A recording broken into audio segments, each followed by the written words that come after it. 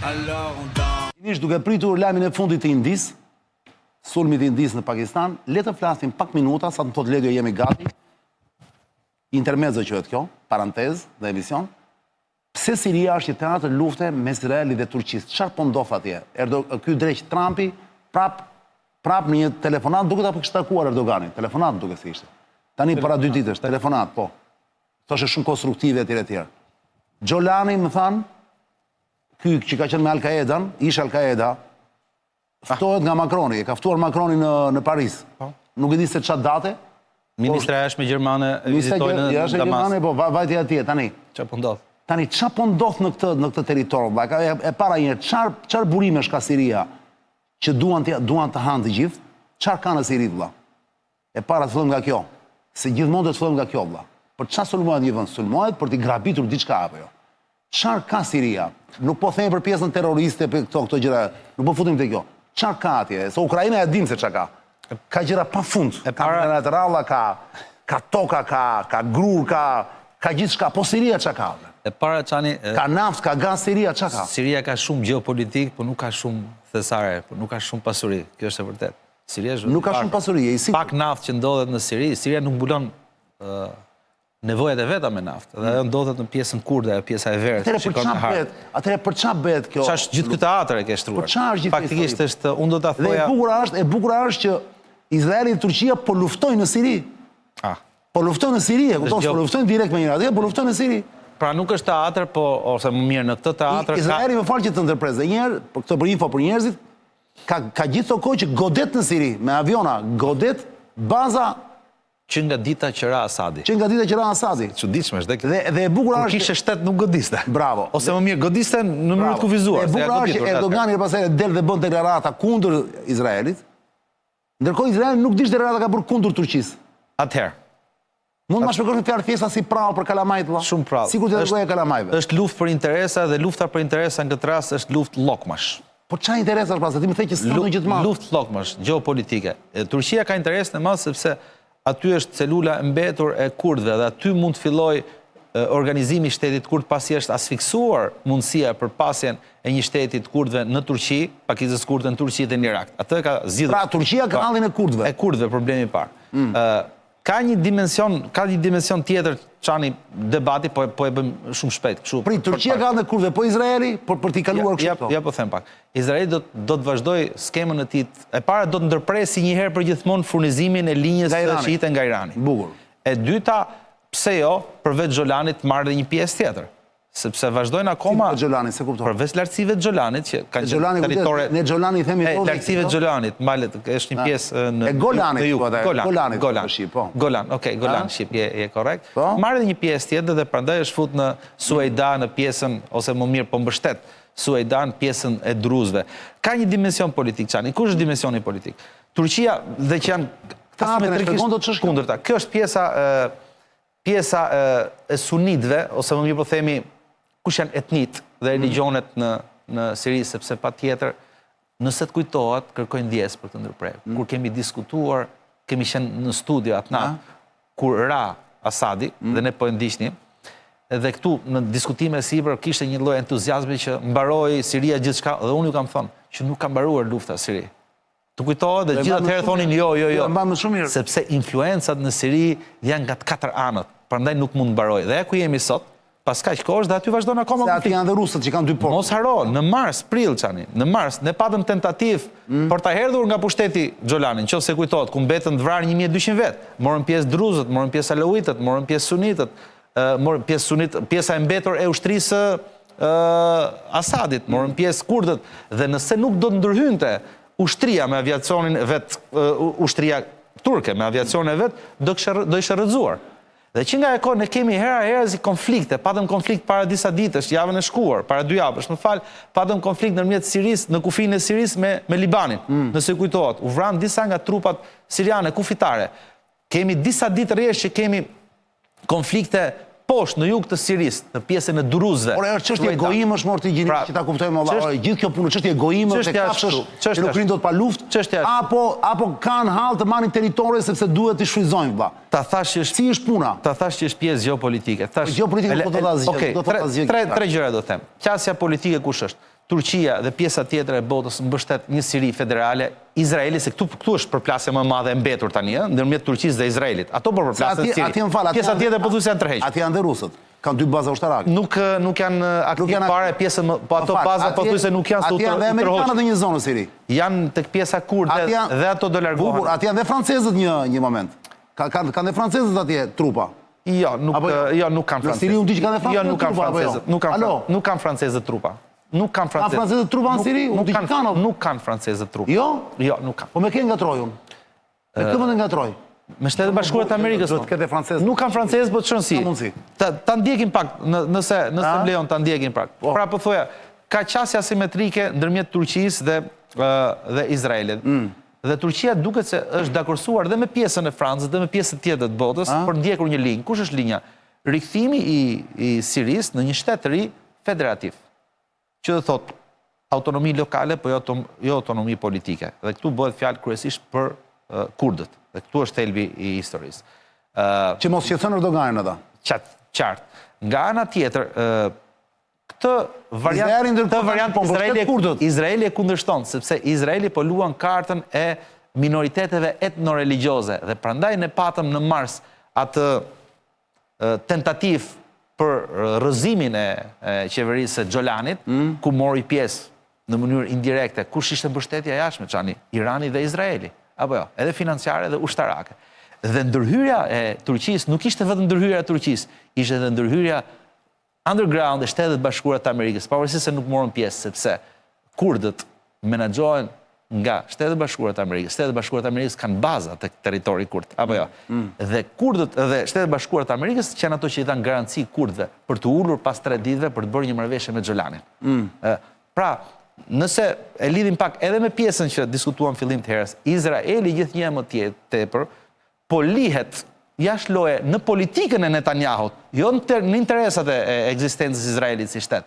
Po politika ekspansioniste e Netanyahut nuk është më e mbështetur nga Shtetet Bashkuara të Amerikës. Mos e thuaj me kaq siguri këtë. Të paktën për momentin. Përplasja dytë çfarë ndodh? Turqi Izrael. Kemi dimensionin religjioz. Izraeli luan, gjithmonë flasin për Izraelin e madh, apo jo? Po mos harroni që edhe Erdogani është islami politik. Edhe Erdogani është islami politik. Janë vëllezër lumë vllazëri muslimane. Pra, momenti i dytë. Momenti i tretë është momenti gjeopolitik dhe këtu do qëndrojmë, sepse kjo është shumë e rëndësishme. Te gjeopolitika rreshtohen gjithë aleatët. Kemi parë që Izraeli ka goditur aeroportet e Sirisë. Po cilat aeroporte? Aeroporte në Hama dhe në Homs. Të dy ato baza, cilat Turqia donte t'i merrte dhe t'i kishte baza ushtarake të sajat. Dhe kur janë goditur ato baza, ka pasur ushtar dhe ushtarak turq cilët janë vrarë dhe nuk janë përmendur fare. Po si ka mundësi? Po nuk janë përmendur sepse nuk duan ta frymën më shumë se ç'duhet incidentin. Izraeli nuk do që të ketë influencë dhe prezencë turke në Siri, sepse do ta ketë gjithmonë në influencën e saj dhe në dorën e saj.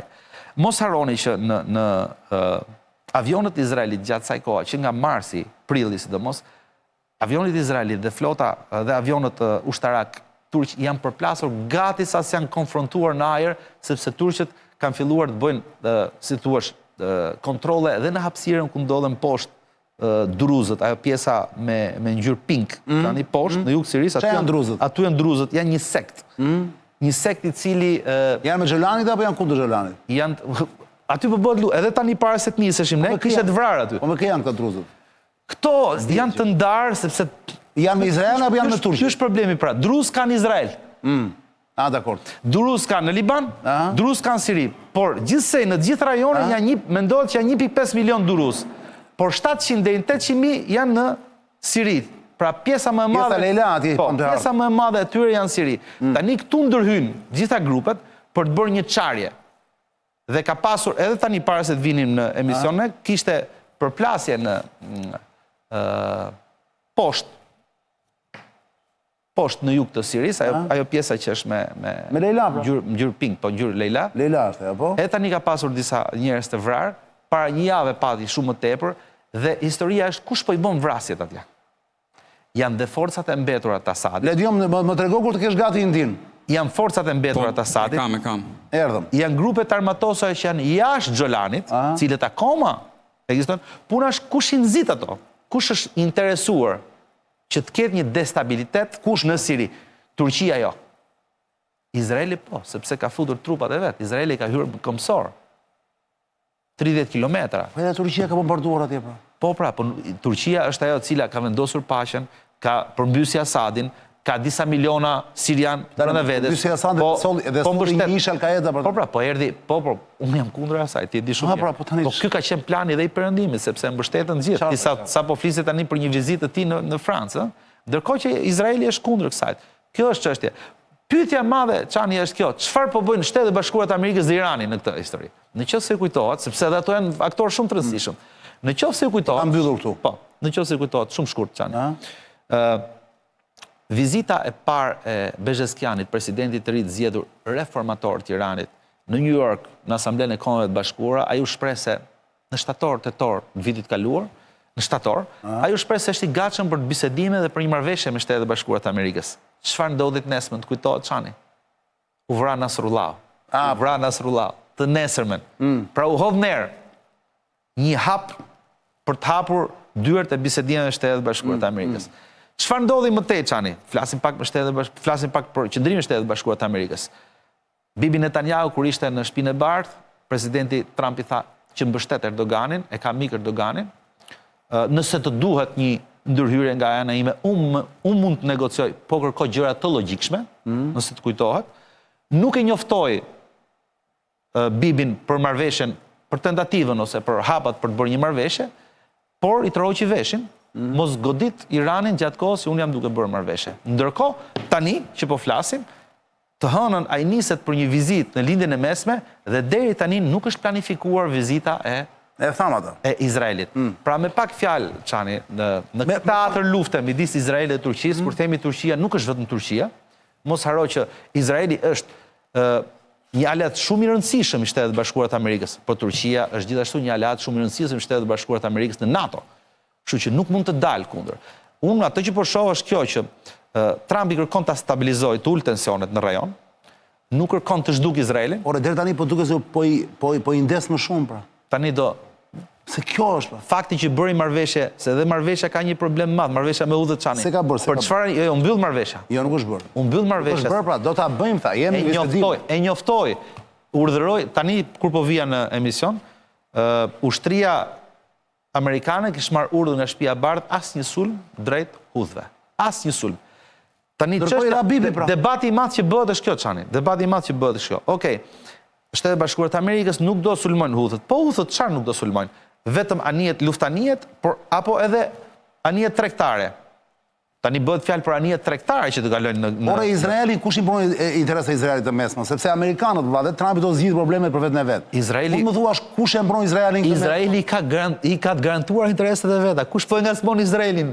Izraeli është shtetin e vet. Po pse hudhët? Po pse kush e sulmoi tani Ben Gurioni në aeroportin? A sulmon hudhët?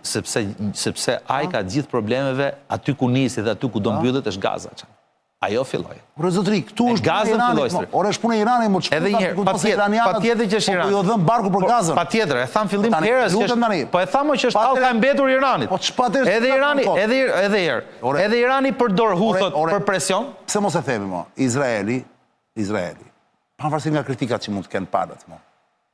Pavarësisht çfarë si thonë Netanyahu, po bën kirocë e tjerë. Ora mund të më thuash o Gjinish, dhe këtu do e mbyll se s'kemi kohë. Është i rrethuar nga hordhitë pa para. Dhe ti këtë e di shumë mirë. A nuk është kështu? Po. Ore zotri edhe një herë, është një tip ishulli, në thonjza ishull, që është i rrethuar vetëm nga njerëz që duan ta fshin nga harta. Ja, nuk do të. Po tani më vjen keq. Po tani vjen keq. Ja të them pra. Izraeli aleati aleati më të madh ka pasur sistemin e Asadit. Nuk ka bërë kur luftë. Po pra, që kur me periudha luftën e Gjolanit, domethënë, që luftën e Golanit që thuat. Pastaj ka pasur paqe, nuk ka qenë kurrë. Me fillimin e pranverës arabe, aty u destabilizu Siria dhe filloi të kthehej në kërcënim për Izraelin se në 11 duhet ta mbyllim. A le dio? Lere më Gjinish. O le dio? Unë harrova fare do të mbyllim 11, po kujtohet se mbaronin mbrapa, do vazhdonin mbrapa. O le dio? Po. Se janë këto qoka të burr. O le dio? Duhet patjetër të